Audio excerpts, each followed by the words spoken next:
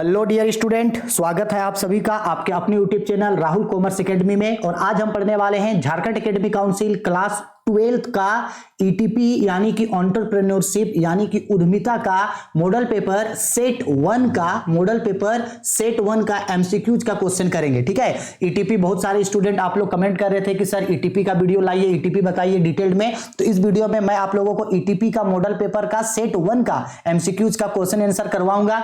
हिंदी और इंग्लिश दोनों ही में बहुत अच्छे तरीके से ईटीपी करवाऊंगा। ठीक है, और ईटीपी आप लोगों के लिए बहुत ही इंपॉर्टेंट सब्जेक्ट्स है, क्योंकि ईटीपी में आप लोग अगर चाहेंगे तो ईटीपी में 90% प्लस स्कोर कर सकते हैं। और ईटीपी में स्कोर करना बहुत ही ज्यादा इजी है, लेकिन अगर आप क्वेश्चन को सिर्फ रट्टा मारने पे ध्यान दीजिएगा या सिर्फ आप ये चाहिएगा कि सिर्फ आंसर को रट्टा मार ले और उसी में से ईटीपी क्लियर हो जाए, तो ऐसा नहीं होगा।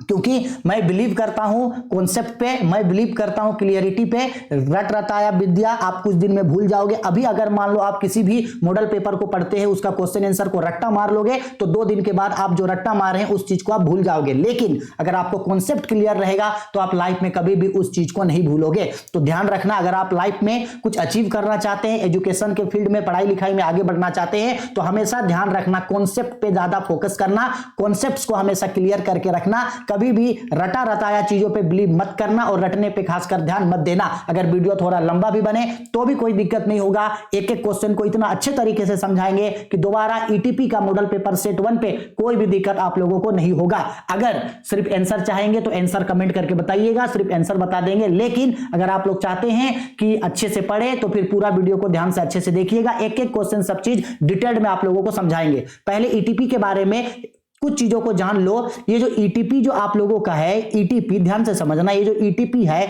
इसमें आप लोगों का 35 नंबर का एमसीक्यू होगा। हाँ, सही सुन रहे हैं, ईटीपी में एमसीक्यूज होगा आपका 35 नंबर का। 35 नंबर का आपका सब्जेक्टिव होगा यानी कि लिखने वाला होगा, और फिर 30 नंबर का आपका कॉलेज की तरफ से या आपके स्कूल की तरफ से प्रैक्टिकल मिलेगा। तो प्रैक्टिकल को हम अभी हटा देते हैं, यानी 35 नंबर का एमसीक्यूज होगा और 35 नंबर का आप लोगों का सब्जेक्टिव जो है वो होगा। 35 70 और 30 नंबर का आप लोगों का प्रैक्टिकल होगा। तो याद रखना, ईटीपी में 35 एमसीक्यू होगा। कितना एमसीक्यू? 35 एमसीक्यू होगा। क्लियर है? अब एक एक करके डिटेल्ड में बहुत ही इजी तरीके से मैं आप लोगों को एक एक क्वेश्चन ऐसा कराऊंगा कि पूरा ईटीपी एकदम मक्खन मलाई जैसे बन जाए। और जिन भी स्टूडेंट को ईटीपी में दिक्कत होता है, डाउट होता है, परेशानी होता है, कोई भी दिक्कत, डाउट, परेशानी कुछ भी नहीं होगा, कुछ भी नहीं होगा अगर इस वीडियो को ध्यान से देख लोगे तो। ठीक है, चलो आओ अब आते हैं क्वेश्चन आंसर स्टार्ट करते हैं। यह है हम लोगों का आज का पहला क्वेश्चन। ठीक है, देखो ध्यान से क्वेश्चन समझना, हिंदी इंग्लिश दोनों में समझाएंगे डिटेल्ड में। बोला, निम्न में से कौन सा अवसर बोध का तत्व है? Which of the following is an element of sensing the opportunities. यानी अगर आप एक उद्यमिता को, आप एक एंटरप्रेन्योरशिप को चलाना चाहते हैं, ये आप एक पर्सन हो, ठीक है, ये आप हो, आप एक एंटरप्रेन्योरशिप को चलाना चाहते हो, आप एक ईटीपी को, आप एक उद्यमिता को चलाना चाहते हो, तो आपके पास जो भी अपॉर्चुनिटी आएगा, आपके पास जो भी अवसर आएगा, आप उन अवसरों या अपॉर्चुनिटी को कैसे पहचानोगे? तो देखो, अवसर को आप तभी पहचान सकते हो जब आपके पास अवसर का समझ होगा। ठीक है, आपके पास क्या होना चाहिए? समझ की शक्ति होनी चाहिए, एबिलिटी टू परसीव। आपके पास एबिलिटी होनी चाहिए कि आप अपॉर्चुनिटी को समझ सको कि ये आपके लिए अपॉर्चुनिटी है और ये आपके लिए अपॉर्चुनिटी नहीं है। सही है। ऑप्शन बी, परिवर्तन पर नजर, इंसेंट इनटू द चेंज। आपको समय के हिसाब से जो जो चीज चेंजेस हो रहे हैं उन चेंजेस के बारे में आपको पता होना चाहिए, क्योंकि जैसे जैसे चेंजेस होगा वैसे वैसे आपके लिए नए नए अपॉर्चुनिटीज आते जाएंगे। सही है, बिल्कुल सही है। सी नंबर, नव प्रवर्तनीय गुण, इनोवेटिव क्वालिटी। आपके पास एक इनोवेशन करने का, यानी आपके पास नए नए चीजों को आविष्कार करने का क्वालिटी आपके पास होना चाहिए। बिल्कुल सही है। तो ये अगर आपके पास ये तीनों चीज है तो आप जो है अपॉर्चुनिटी को पहचान सकते हो। तो किसी भी अवसर को पहचानने के लिए ये तीनों चीजों का होना जरूरी है। तो इसका राइट आंसर होगा आपका ऑप्शन डी। ठीक है, यानी अवसर को पहचानने के लिए आपके पास इन तीनों चीजों का होना जरूरी है। इन तीन चीजों से आप किसी भी अपॉर्चुनिटी, अवसर को पहचान सकते हो। क्वेश्चन नंबर 2, शुद्ध वर्तमान मूल्य विधि संबंधित है, एनपीवी मेथड्स रिलेट्स विथ। अब ये एनपीवी का फुल फॉर्म क्या होता है, तो एनपीवी का फुल फॉर्म होता है नेट प्रेजेंट वैल्यू। और ये नेट प्रेजेंट वैल्यू क्या होता है, तो अच्छा से समझना, नेट प्रेजेंट वैल्यू का मतलब होता है कि सपोज कर लो अगर आप अभी, ये आप हो, आप अगर कहीं भी अगर पैसा को इन्वेस्ट करते हो, आप अभी कहीं भी अगर किसी भी पैसे को क्या किए हैं, इन्वेस्ट किए हैं। आप जैसे मान लो आज है, अब है 2023, सपोज कर लो 2023 में आप कहीं पे पैसा इन्वेस्ट किए हैं और आपका ये पैसा सपोज कर लो 2030 में कितना तक हो जाएगा, यानी आज जो पैसा आप इन्वेस्ट कर रहे हैं फ्यूचर में आपको 2030 में, आज 2023 है, आज आप इन्वेस्ट किए तो 2030 में कितना रिटर्न आपको मिल सकता है, आज का आपका इन्वेस्टमेंट आने वाले समय में आपका कितना रिटर्न हो जाएगा या आने वाले समय में आपको कितना मिल सकता है, इसी को बोला जाता है नेट प्रेजेंट वैल्यू। ठीक है, और नेट प्रेजेंट वैल्यू जो है वो किस पे बेस्ड होता है, तो ये बेस्ड होता है आपका टाइम वैल्यू ऑफ मनी, यानी मुद्रा का समय मूल्य से। तो 2 का राइट आंसर होगा ऑप्शन ए, यानी शुद्ध वर्तमान मूल्य विधि संबंधित होता है मुद्रा का समय मूल्य से, यानी NPV methods relates with time value of money. ठीक है, आया समझ में? चलो आगे बढ़ते हैं, आते हैं हम लोग क्वेश्चन नंबर 3 पे। ये देखो क्वेश्चन नंबर 3, दीर्घकालीन ऋण पर होता है, बोला है लॉन्ग टर्म लोन्स बियर्स। ठीक है, लॉन्ग टर्म लोन्स में किस तरीके से इंटरेस्ट दिया जाता है, तो बोला गया है स्थिर पूंजी दर होता है, फिक्स्ड रेट ऑफ इंटरेस्ट होता है, परिवर्तनशील ब्याज दर फ्लेक्सिबल रेट ऑफ इंटरेस्ट होता है, शून्य ब्याज दर जीरो रेट ऑफ इंटरेस्ट होता है, या नॉन ऑफ दिस इनमें से कोई नहीं। तो याद रखना, अगर आप कभी भी लॉन्ग टर्म लोन्स लेते हो या आपको अगर कभी भी लॉन्ग टर्म लोन्स का मतलब होता है 1 ईयर से अधिक साल के लिए, 1 ईयर से अधिक समय के लिए लोन। अगर 1 साल से अधिक समय के लिए लोन लिया गया है तो बेसिकली इस लोन का जो इंटरेस्ट होगा, इस लोन का जो इंटरेस्ट होगा, उस लोन का इंटरेस्ट फिक्स्ड रहना चाहिए। क्या रहना चाहिए? फिक्स्ड, क्योंकि आप लंबे समय के लिए लोन ले रहे हो। तो याद रखना, अगर आप लॉन्ग टर्म इंटरेस्ट लेते हो तो उसमें जो इंटरेस्ट होगा वो फिक्स्ड होता है। लॉन्ग टर्म लोन का इंटरेस्ट फिक्स्ड होता है, स्थिर ब्याज दर यानी fixed rate of interest. Long term loan में इंटरेस्ट क्या होता है? फिक्स्ड होता है। ठीक है, आगे समझ में? चलो आते हैं क्वेश्चन नंबर 4 पे। क्वेश्चन नंबर 4 पे बोल रहा है कोष प्रवाह विश्लेषण में प्रयुक्त कोष शब्द का आशय है the term fund as used in fund flow analysis means, यानी कि ये जो आपका कोष प्रवाह विश्लेषण जो होता है, कोष प्रवाह विश्लेषण यानी कि फंड फ्लो एनालिसिस जो होता है, इस फंड में जो एक वर्ड यूज किया जाता है फंड, उसका मतलब क्या होता है? तो बच्चा फंड फ्लो स्टेटमेंट में फंड का मतलब होता है excess of current asset over current liability, यानी फंड फ्लो स्टेटमेंट में फंड का मतलब है कि करेंट एसेट जो है आपका क्या है भाई? करेंट एसेट जो है वो करेंट एसेट ज्यादा होगा किससे? करेंट लायबिलिटी से। Excess of current asset over current liability, ये होता है फंड का मतलब। ठीक है, तो इसका राइट आंसर होगा ऑप्शन सी, चालू संपत्तियों का चालू मूल्य चालू दायित्वों पर आधिक्य, excess of current asset over current liability, यही होता है फंड का मतलब कि करेंट एसेट ज्यादा है और करेंट लायबिलिटी कम है। ठीक है, आया समझ में? चलो आते हैं क्वेश्चन नंबर 5 पे। बोला गया है पुनर्भुगतान अवधि संबंधित होता है पे बैक पीरियड डील्स विथ। पे बैक पीरियड जो होता है वो किस पे डील्स करता, किस पे डिपेंड करता है पे बैक पीरियड? तो बेसिकली पे बैक पीरियड जो होता है वो बेस्ड होता है period required for cost of investment recovery, यानी विनियोग लागत वसूली के लिए आवश्यक अवधि। यानी कि पे बैक पीरियड का मतलब क्या होता है? सिंपल बात है, पे बैक पीरियड का मतलब होता है कि आज आप जहीं भी पैसे को इन्वेस्ट किए हो, आज आप जहां भी पैसे को क्या किए हो? इन्वेस्ट किए हो, तो वो इन्वेस्ट से कितना पैसा आपको फ्यूचर में रिकवरी हो जाएगा। क्या हो जाएगा? रिकवरी हो जाएगा। ठीक है, यही होता है पे बैक पीरियड, यानी बाद में आपको कितना रुपया जो है वो रिटर्न हो जाएगा। ठीक है, तो याद रखना पे बैक पीरियड किस पे बेस्ड होता है? इन्वेस्टमेंट पे। तो इसका राइट आंसर हो जाएगा ऑप्शन बी नंबर। ठीक है, विनियोग लागत वसूली के लिए आवश्यक विधि है, वो समय बताता है कि कितना समय में आपका जो है वो अमाउंट रिकवर या आपको रिटर्न हो जाएगा। ठीक है, चलो आगे बोला गया है आपका क्वेश्चन नंबर 6 पे। 6 पे बोला गया है अंशदान यानी कि कंट्रीब्यूशन, एक फॉर्मूला होता है, ये कंट्रीब्यूशन का एक फॉर्मूला होता है, contribution is equal to net asset, contribution is equal to net asset minus variable cost, net asset minus variable cost, ये फॉर्मूला होता है। ठीक है, तो net asset minus variable cost, देखो सॉरी एक मिनट गलत बता रहे हैं, नेट एसेस्ट नहीं, गलत हो गया थोड़ा सा, net sales minus variable cost, ये कंट्रीब्यूशन निकालने का फॉर्मूला होता है net sales minus variable cost. आप ऐसे समझ लो, कंट्रीब्यूशन बोले तो प्रॉफिट, कंट्रीब्यूशन बोले तो जी प्रॉफिट, तो प्रॉफिट आपका तभी निकलेगा ना जब आप नेट सेल्स में से, यानी नेट सेल्स में से किसको घटा दो, कॉस्ट को। तो याद रखना कि आप कंट्रीब्यूशन को क्या समझ सकते हो, प्रॉफिट, तो net sales minus cost variable cost, net sales minus variable cost, याद रखना। तो इसका राइट आंसर होगा आपका ऑप्शन बी, बिक्री घटाओ परिवर्तनशील लागत। ठीक है, net sales less variable cost. ठीक है, 7 नंबर, बाजार की मांग को निम्नलिखित में से क्या कहते हैं, market demand is also known as, market का जो डिमांड होता है उसको और किस नाम से पुकारा जाता है, तो मार्केट डिमांड को यानी बाजार की मांग को बाजार की भविष्यवाणी यानी डिमांड फोरकास्टिंग कहा जाता है। बाजार की मांग को बाजार की भविष्यवाणी यानी मार्केट डिमांड को मार्केट फोरकास्टिंग कहा जाता है।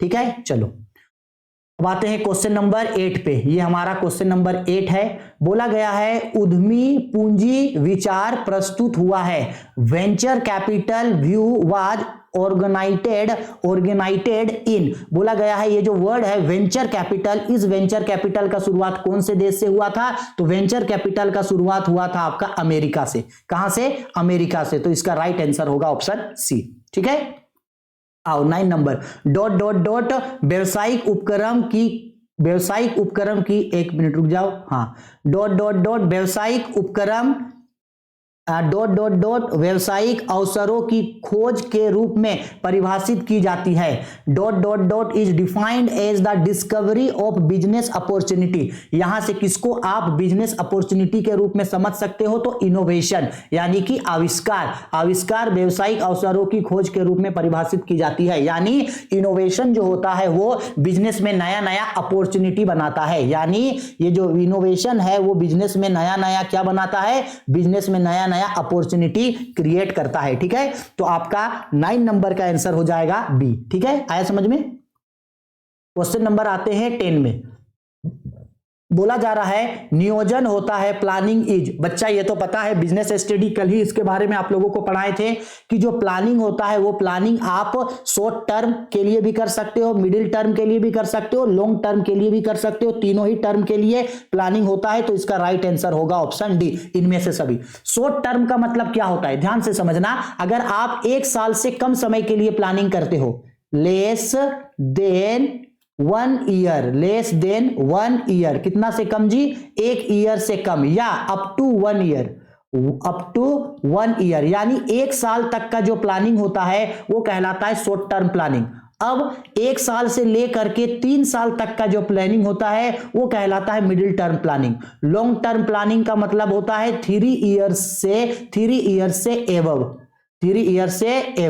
ठीक है, तो सिंपल बात है, प्लानिंग शॉर्ट टर्म भी होता है, मिडिल टर्म भी होता है, लॉन्ग टर्म भी होता है, तो तीनों होता है। तो इसका राइट आंसर होगा ऑप्शन डी। ठीक है, आगे परियोजना तैयार की जाती है, project is prepared by, project किसके द्वारा बनाया जाता है, तो प्रोजेक्ट जो है प्रवर्तक द्वारा यानी प्रमोटर्स के द्वारा बनाया जाता है, बिल्कुल, मैनेजर्स भी बनाता है, एंटरप्रेन्योर्स भी बनाता है, तो सब बनाता है। तो इसका राइट आंसर होगा ऑप्शन डी। ठीक है, उसी तरह से जो प्लानिंग जो होता है वो प्लानिंग भी जो है वो सभी कोई करता है, अगर प्लानिंग भी बोलता तो भी ऑल ऑफ दिस होता, सब करता है। ठीक है, तो 11 का आंसर होगा डी।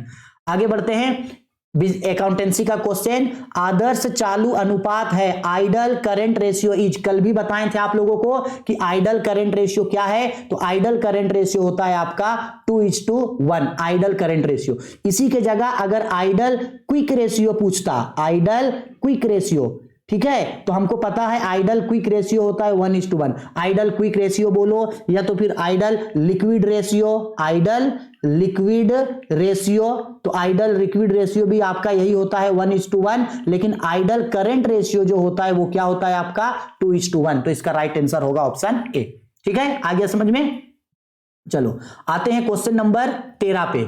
बोला गया है क्वेश्चन नंबर 13 पे, ज्ञान अर्जन प्रक्रिया में सम्मिलित होता है, learning process involves. Learning process के लिए क्या जरूरी है? तो बच्चा अगर आप कभी भी किसी भी चीज को सीखना चाहते हैं तो आपका मनोभाव यानी आपके अंदर में आपके अंदर में उस चीज को सीखने के लिए इच्छा होना चाहिए। बिल्कुल सही बात है। संचालन ड्राइव, आपको उस चीज के लिए काम भी करना चाहिए जिस चीज को आप सीख रहे हैं। बिल्कुल सही। अनुक्रिया, रिस्पॉन्स होना चाहिए, यानी आप कुछ सीखे या ना सीखे उसके आपको खुद को टेस्ट करना चाहिए। बिल्कुल सही बात है भाई। तो एक लर्निंग करने के लिए ये सब चीजों का होना जरूरी है, तो इसका राइट आंसर होगा ऑप्शन डी। ठीक है, आगे बोला गया है प्रबंध है, मैनेजमेंट इज, कल भी बताए थे मैनेजमेंट आर्ट है, बिल्कुल आर्ट है। मैनेजमेंट साइंस है, बिल्कुल मैनेजमेंट साइंस है। तो आर्ट एंड साइंस बोथ होता है, तो इसका राइट आंसर होगा option C, management is an both art and science. Business study का क्वेश्चन है। ठीक है, ईटीपी में ऐसा ही होता है, कुछ क्वेश्चन जो होगा वो अकाउंटेंसी से होगा, कुछ क्वेश्चन जो होगा वो बिजनेस स्टडी से होगा। ठीक है, ईटीपी, इसलिए ईटीपी को अगर आप अच्छे से पढ़ लोगे तो आप ईटीपी में 100%, 80% या 90% तक आप स्कोर इजिली कर सकते हो ईटीपी में। लेकिन इसके लिए आपको पहले कॉन्सेप्ट को क्लियर करना होगा। ठीक है, अब आते हैं क्वेश्चन नंबर 15 पे। 15 पे बोला, नियोजन भविष्य को पकड़ने के लिए बनाया गया पिंजड़ा है या कथन है। A plan is a trap to capture the future, this statement is of, यानी किस पर्सन ने यह कहा है कि नियोजन भविष्य को पकड़ने के लिए बनाया गया पिंजड़ा है। तो इसको याद किस तरह से रखिएगा आप लोग, इसको याद किस तरह से रखिएगा। तो सपोज कर लो ना, ये एक पिंजड़ा है। मेरा ड्राइंग में भाई हाथ बहुत साफ है, हमको ड्राइंग में सच में ड्राइंग हमको बिल्कुल नहीं होता है। सपोज कर लो ये क्या है, एक पिंजड़ा है। ठीक है, अब एक पिंजड़ा है और फिर क्या बोल रहा है, भविष्य को पकड़ने वाला पिंजड़ा। किसको पकड़ने के लिए जी? भविष्य को पकड़ने वाला पिंजड़ा। भविष्य का मतलब होता है फ्यूचर, भविष्य मतलब फ्यूचर, फ्यूचर को पकड़ने वाला पिंजड़ा। तो लोग हमेशा ये बोलते हैं हम लोग कि फ्यूचर से ना एक एलियन आएगा। फ्यूचर से कौन आएगा भाई? फ्यूचर से आएगा आपका एलियन। कौन आएगा फ्यूचर से? एलियन आएगा। फ्यूचर से कौन आएगा? एलियन। जादू कोई मिल गया आएगा फ्यूचर से एलियन आएगा, हमको हंसी आ गया। फ्यूचर से कौन आएगा? एलियन। फ्यूचर से एलियन आएगा और एलियन को पकड़ के पिंजरा में डाल देंगे। तो फ्यूचर से कौन आएगा? एलियन। समझने का कोशिश करो, हम क्या समझाने का कोशिश कर रहे हैं। फ्यूचर को पकड़ने के लिए बनाया गया ट्रैप है, भविष्य को पकड़ने के लिए बनाया गया पिंजरा है। ठीक है, फ्यूचर को पकड़ेंगे। फ्यूचर में कौन आएगा? एलियन। एलियन को पकड़ेंगे तो एलियन से नाम याद रहेगा एलेन। एलियन से क्या नाम याद रहेगा? एलियन से नाम याद रहेगा एलन। एलियन से क्या नाम याद रहेगा? एलन। अब ऑप्शन में ढूंढो, ये देखो यहां पे लिखा है एलन। तो ये किसने कहा था कि नियोजन भविष्य को पकड़ने के लिए बनाया गया पिंजड़ा है? तो ये कहा था एलन ने। ठीक है, याद रहेगा सबको? बिल्कुल याद रहेगा। भविष्य को पकड़ने के लिए बनाया गया पिंजड़ा, तो भविष्य से एलियन आएगा, फ्यूचर से एलियन आएगा, तो एलियन से याद रहेगा एलन। नॉर्मल ट्रिक है, लाइफ में कभी नहीं भूलोगे इस ट्रिक को। 16 नंबर, एक नियोजन है, ए प्रोजेक्ट इज। एक प्रोजेक्ट जो होता है उसमें काफी सारे प्रोजेक्ट्स का ग्रुप होता है। एक प्रोजेक्ट जो होता है उसमें कई सारे एक्टिविटीज का ग्रुप होता है, ग्रुप ऑफ एक्टिविटी, जिसको बोला जाता है गतिविधियों का समूह, क्लस्टर ऑफ एक्टिविटी, या इसी को आप बोल सकते हैं ग्रुप ऑफ एक्टिविटीज। ठीक है, एक प्रोजेक्ट के अंदर काफी सारे गतिविधि, काफी सारे एक्टिविटीज होता है, तो इसका राइट आंसर होगा आपका ऑप्शन ए। ठीक है, आया समझ में? चलो आगे बोला गया, और वीडियो पसंद आ रही है तो वीडियो को लाइक करें। कोई दिक्कत होगा तो कमेंट करो, आप लोग लाइक नहीं करते हो, हमको अच्छा नहीं लगता है। चलो आगे आते हैं। बोला है प्रारंभिक रही था, opening stock is. Opening stock का मतलब होता है कोष का प्रयोग, यानी कि एप्लीकेशन ऑफ फंड। तो 17 का राइट आंसर होगा आप लोगों का ऑप्शन बी। याद कैसे रहेगा? ओपनिंग स्टॉक है, आप एक सपोज कर लो आप क्या चलाए हो, एक बिजनेस स्टार्ट करना चाहते हो, ये आपका एक बिजनेस है। अब इस बिजनेस को स्टार्ट करने के लिए आप क्या लगाओगे? ओपनिंग स्टॉक लगाओगे। क्या लगाओगे? ओपनिंग स्टॉक लगाओगे। तो इस बिजनेस में जब आप ओपनिंग स्टॉक लगाए हो तो इस बिजनेस का जो भी काम होगा उस काम के लिए सारा का सारा पैसा कहां से खर्च करोगे? ओपनिंग स्टॉक से ही ना खर्च करोगे। तो पैसे को खर्च करने को ही बोला जाता है एप्लीकेशन। ठीक है, प्रयोग। याद रखना, ओपनिंग स्टॉक एप्लीकेशन होता है, यानी कि उसको हम लोग क्या करते हैं? उसको हम लोग प्रयोग करते हैं। तो इसका राइट आंसर होगा ऑप्शन बी। ठीक है, आया समझ में? चलो 17 नंबर हो गया। 18 नंबर पे बोल रहा है, निम्नलिखित में से किसका उत्पाद या सेवा का चुनाव करते समय ध्यान रखना जरूरी है? Which of the following factors is to be considered while selecting a product और सर्विस। जब आप कभी भी किसी भी गुड्स या सर्विस का प्रोडक्शन करते हो तो आपको किस चीजों को ध्यान में रखना जरूरी है? प्रतियोगिता, क्या कंपटीशन को ध्यान में रखना जरूरी है? बिल्कुल, कंपटीशन को देख करके ही प्रोडक्शन करेंगे। जैसे जैसे कंपटीशन होगा वैसे वैसे प्रोडक्शन बढ़ता घटता है, बिल्कुल कंपटीशन को देखेंगे। उत्पादन लागत, ये गलत ऑप्शन है इंग्लिश में। उत्पादन लागत का मतलब होता है cost of production.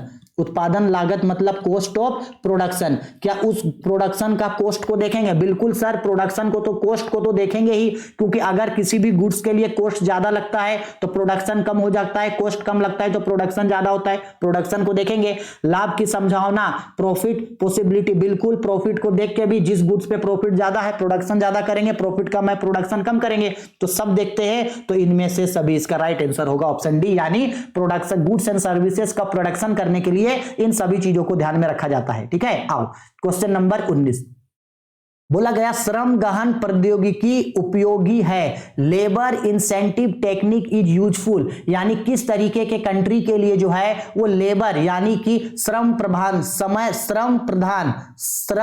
Pradhan technique जो है वो अच्छा है। तो देख लो, ऐसा देश जो अभी विकासशील है, ऐसा देश जो अविकसित है, विकासशील या अविकसित देशों के लिए श्रम प्रधान उपयोगी है। यानी लेबर इंसेंटिव टेक्निक जो है वो डेवलपिंग कंट्री या अंडर डेवलप्ड, डेवलपिंग कंट्री या बोल दे रहे हैं कौन सा डेवलप जी, अंडर डेवलप, इस कंट्री के लिए जो है वो यूजफुल है। तो इसका राइट आंसर होगा option A, for developing country या अंडर डेवलप कंट्री के लिए जो है ये उपयोगी है। ठीक है, तो 19 का आंसर होगा आपका ये, क्वेश्चन नंबर आंसर होगा आपका ये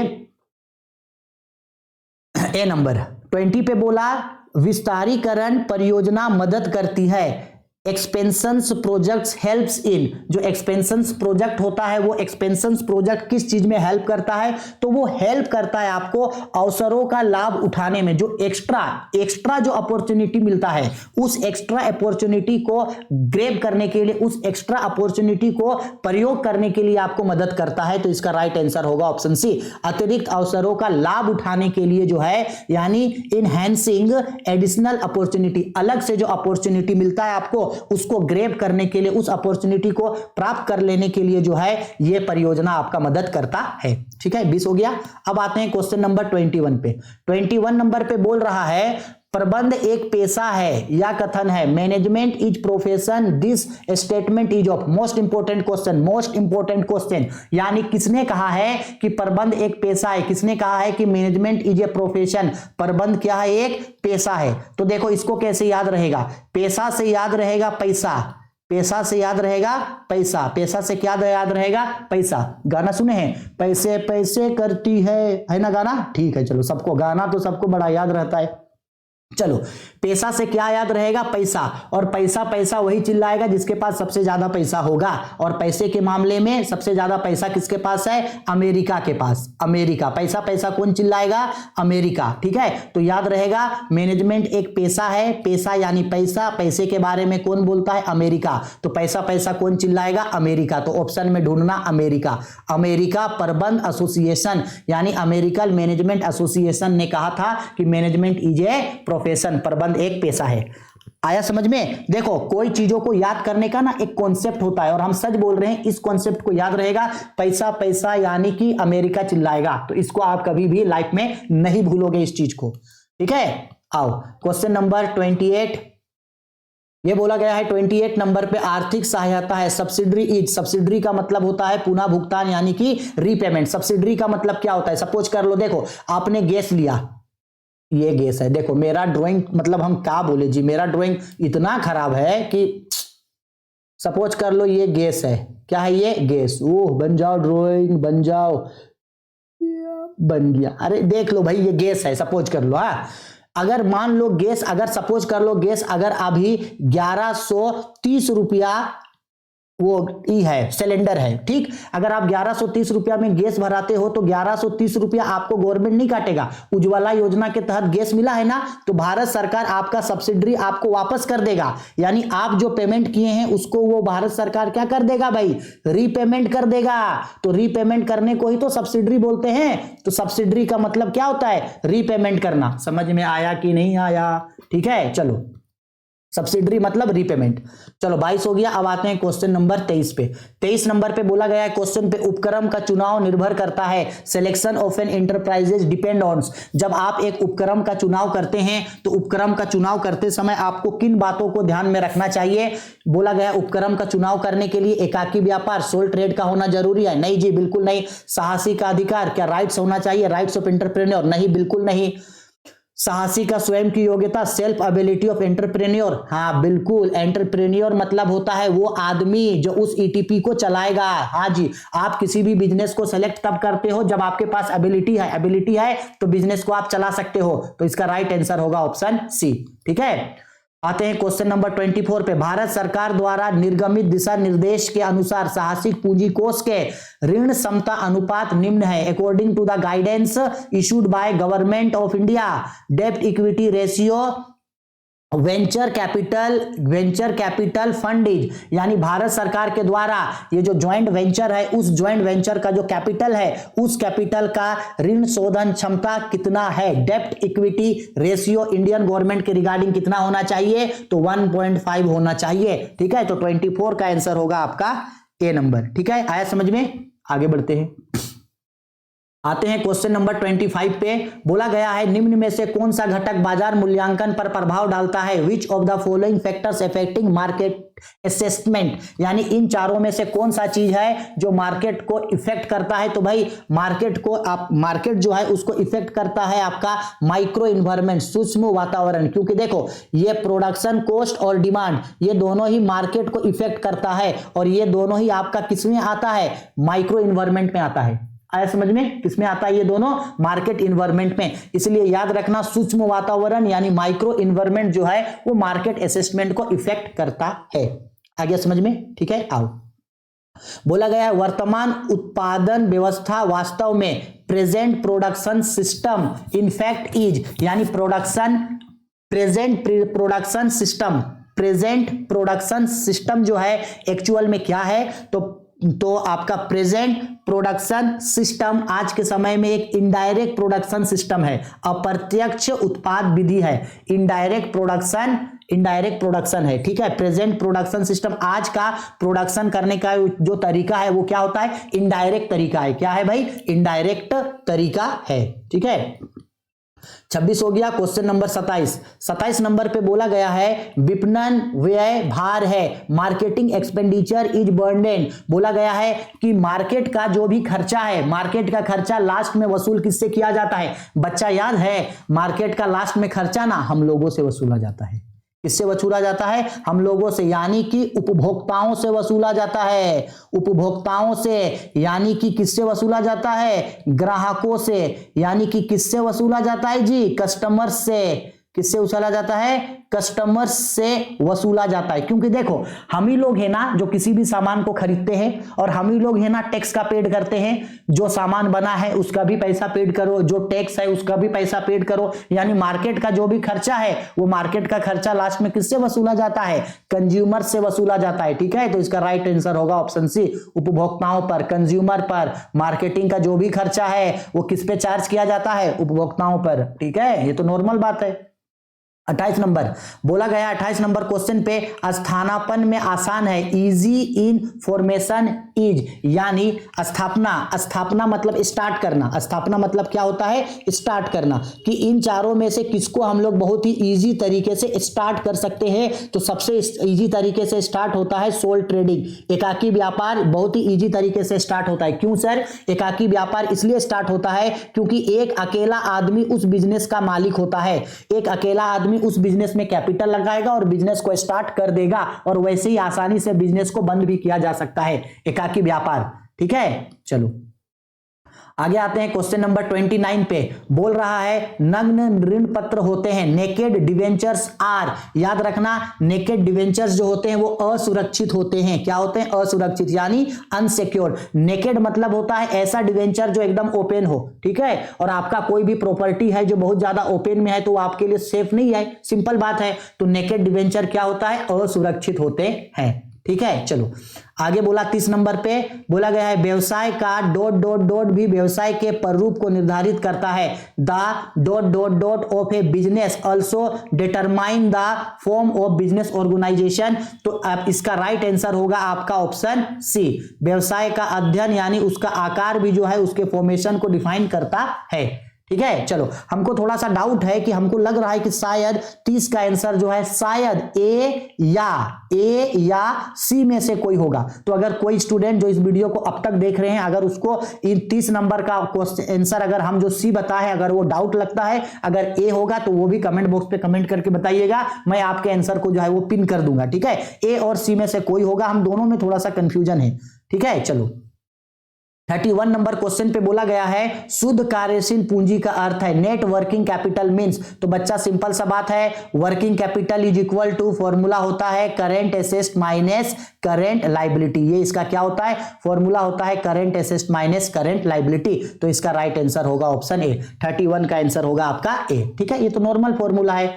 चलो अब आगे बोल रहा है क्वेश्चन नंबर पे, देखो बोल रहा है आईडीबीआई किस वर्ष स्थापित की गई। IDBI was established in year. IDBI का मतलब होता है industrial and development bank of India. तो आईडीबीआई का शुरुआत हुआ था आपका 1964 को। कहां, 1964 को। हम इससे रिलेटेड एक और क्वेश्चन आप लोग के लिए छोड़ के जा रहे हैं। हमको बताओ कि आईडीबीआई इस बैंक का हेड ऑफिस कहां है। आईडीबीआई बैंक का हेड ऑफिस कहां है, इसका आंसर। और एक और आंसर, ये जो आईडीबीआई है वो किस टाइप्स का बैंक है, यानी कि प्राइवेट बैंक है या पब्लिक बैंक है। हम भी जरा देखते हैं कि आप लोग में से कौन स्टूडेंट इस वीडियो को अभी तक देख रहे हैं, तब ना पता चलेगा आप लोग कितना सीरियस होकर पढ़ रहे हैं। तो 2 क्वेश्चन आप लोग के लिए छोड़ रहे हैं, आईडीबीआई बैंक का हेड ऑफिस कहां है और आईडीबीआई बैंक किस टाइप का बैंक है, प्राइवेट या पब्लिक। इस वीडियो के कमेंट बॉक्स पे कमेंट करके मुझे जरूर बताइएगा, ताकि मुझे भी पता चले कि मैं जो इतना मेहनत आप लोग के लिए कर रहा हूं, आप लोग एग्जैक्ट पढ़ भी रहे हो या सिर्फ ऐसे ही सिर्फ आंसर चाहिए आप लोग को।